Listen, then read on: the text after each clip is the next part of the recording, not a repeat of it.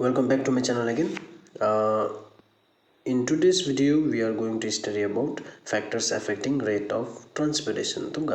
So in the previous class we have studied about transpiration, and we have also studied about the different types of transpiration in plants. So link for the video is given in the description. Please go and watch. So in the previous class we studied about the transpiration, and the transpiration means the loss of excess water or loss of water from aerial parts of the plant is called transpiration. So in this video we are focusing on the factors that affect the rate of transpiration. Firstly, the factors are light intensity. The first factor is light intensity. So how light intensity affect the rate of transpiration is, during the day the stomata are open to allow the inward diffusion of carbon dioxide for photosynthesis. So during the daytime the light intensity is high, and when there is high light intensity the stomata gets open. Stomata get open in order to allow the inward diffusion of carbon dioxide for photosynthesis. So at the same time the water vapor will escape from the plant. Therefore the rate of transpiration is high during day.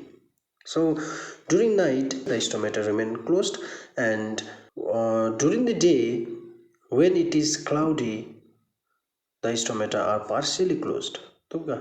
So and the transpiration is reduced. This is how the light intensity affect the rate of transpiration. Next factor we have is air temperature.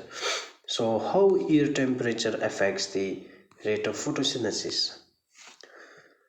If the outside temperature is higher, if the outside temperature is higher, there is more evaporation from the leaves.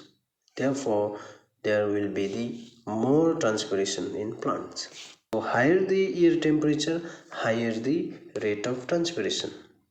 So increase in temperature allows more water to transpire, more water to lose from the plants, and decreases the temperature around the leaf. What happens when there is high air temperature? There will be the high loss of water, from the plants, and thus decrease the temperature around the leaf, and which results in the reducing of transpiration. Higher the air temperature, higher the rate of transpirations. But after a certain point, after a certain time, the rate of transpiration decreases. So next factor we have is velocity of wind.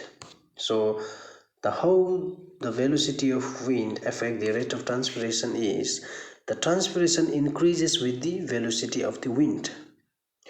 If the wind blows faster, the water vapor released during transpiration is removed faster from the leaf.